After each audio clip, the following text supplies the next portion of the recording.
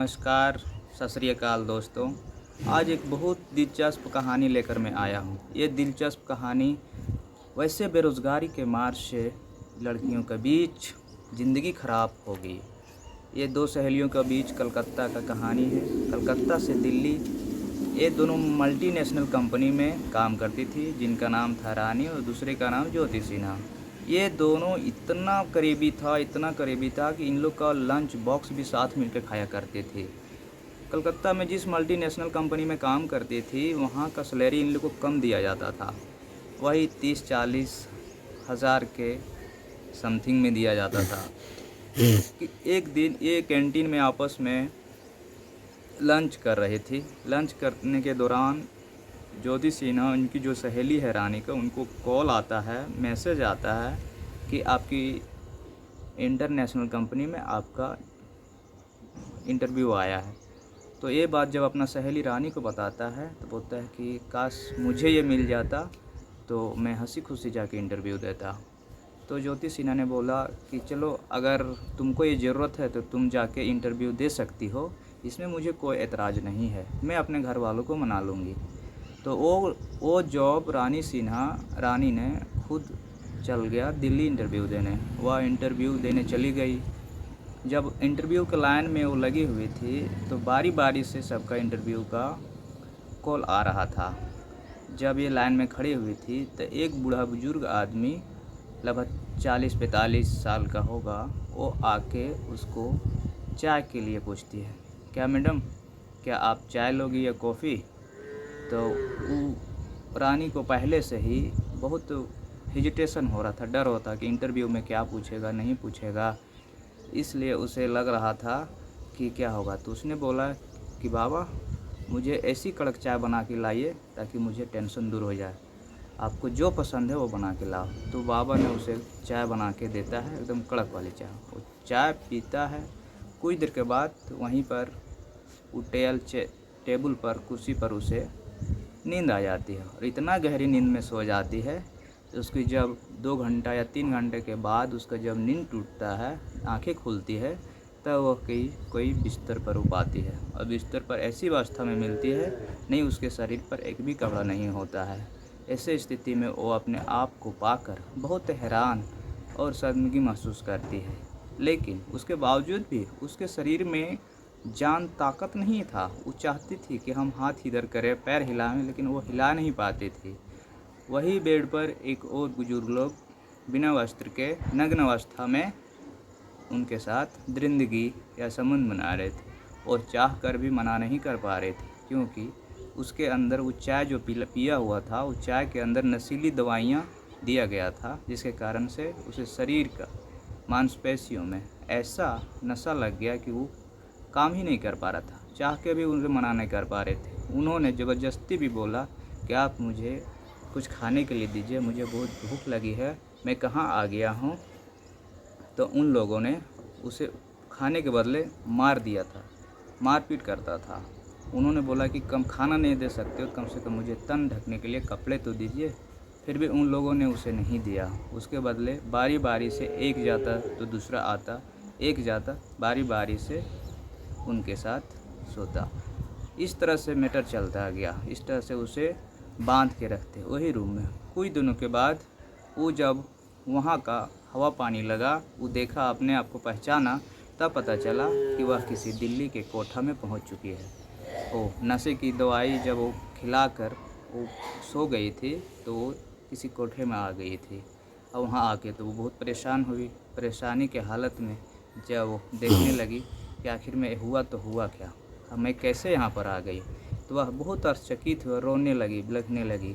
उसे खाना बहुत दिनों तक नहीं दिया गया। खाने के बदले उसे मार दिया जाता था, मारपीट किया जाता था। इस तरह से कोठे नंबर 68 में उसको शिफ्ट कर दिया गया। उसका बेड, उस रूम उसी में दिया गया। उसके बाद उसमें डेली एक से अनेक ग्राहक आते थे, उनके साथ संबंध बना के चले जाते थे। इसी तरह एक शख्स लगातार 2 दिन 3 दिन तक उनके साथ आया। तो उनसे बात किया कि मैं यहाँ मजबूरी के कारण फंस चुकी हूँ, मुझे यहाँ से किसी तरह निकालने की ज़रूरत कीजिए, मुझे मदद कीजिए। तो उन्होंने बोला कि मैं क्या मदद कर सकता हूँ, अगर मैं कुछ यहाँ मदद करूँगा तो मुझे यहाँ जान का खतरा है, मुझे इन लोगों ने मार डालेगा, इसलिए मैं कुछ नहीं कर सकता हूँ।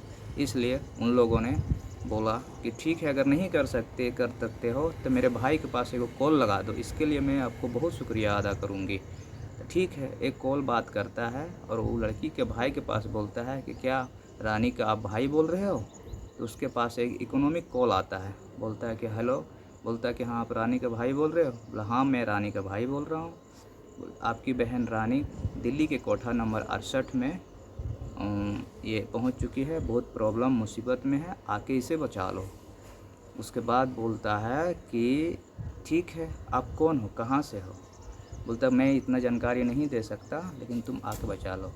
ये बात जब वो लड़का सुनता है, रानी का भाई अपने घर परिवार को मनाता है कि मेरी बहन मुसीबत में है, मुझे दिल्ली जाना होगा और उसे बचाना होगा।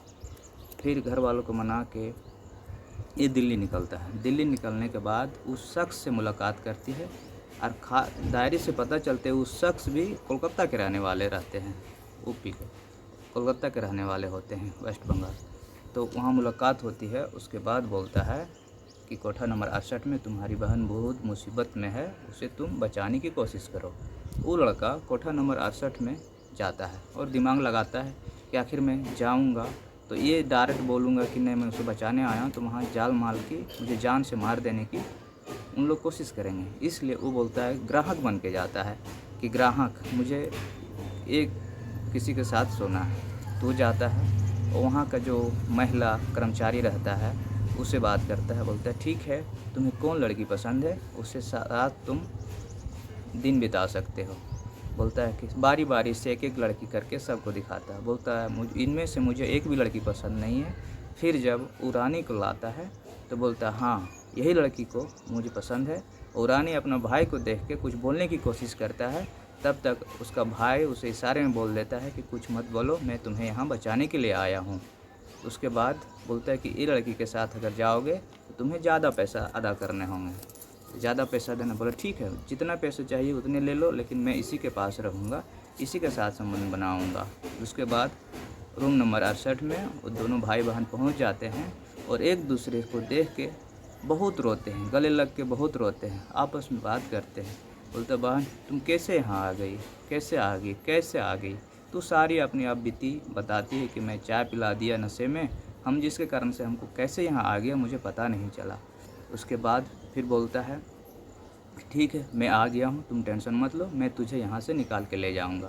तो रानी का भाई बोलता है ठीक है मैं तुम्हें यहाँ से ले जाऊँगा। उसके बाद टाइम बीतता जाता है। फिर बाहर से दरवाज़ा से आवाज़ आता है कि तुम्हारा टाइम ख़त्म हो गया, तुम निकलो, बाहर निकलो, क्या कर रहे इतना देर से अंदर। सबका एक वो लिमिट टाइम दिया जाता है, 1 घंटा या 2 घंटा। अगर उससे 5 मिनट भी ज़्यादा तुम वहाँ टाइम गुजारोगे तो तुम्हें डबल पैसे अदा करने होंगे। बोलता ठीक है तुमको जितना पैसा चाहिए तुम ले लेना, लेकिन अभी मैं और वक्त इनके साथ गुजारूँगा। उनका भाई बोलता है, रानी का भाई। उसके बाद थोड़ा देर और रहता है, उन लोग दिमाग लगाता है कि कैसे मैं यहाँ से निकलूँ। फिर चले जाता है इतना बात करके। फिर दूसरा दिन आता है, फिर उसका भाई बोलता है कि मैं उसी के ग्राहक के साथ सोऊंगा जो कल मैं आया था। तो वही अपना बहन के पास फिर जाता है, उससे बात करता है।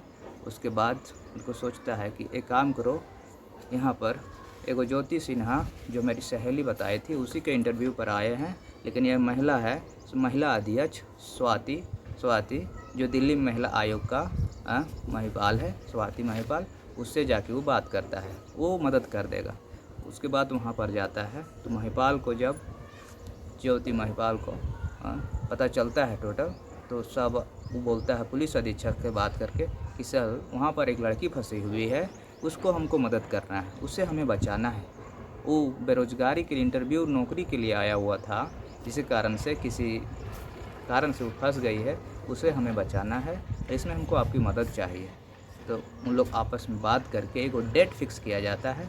वो डेट में वो दोनों आपस में कर्मचारी, महिला आयोग के अध्यक्ष और पुलिस प्रशासन तीनों ने मिलकर रेड डालते हैं। रेड डालने के बाद फिर वहाँ पर जाके रेड मारते हैं। रेड मारने के बाद वो लड़की बरामद होता है। बरामद से पहले बोलता है कि तुम लड़का भाई बहन दोनों एक रूम में रहना, उसको कहीं जाने मत देना। जब तक हम लोग रेड नहीं मारेंगे, उस पर अटैक नहीं करेंगे, तब तक तुम लोग कहीं मत जाना। इसी तरह से रेड मारने के बाद, छापामारी मारने के बाद उसे बचाया जाता है और फिर उसे हंसी खुशी से दोनों बहन रोते बिलखते प्यार मोहब्बत करते फिर वापस घर आ जाते हैं। आज का कहानी इतना ही, बस मिलते हैं अगले एपिसोड में।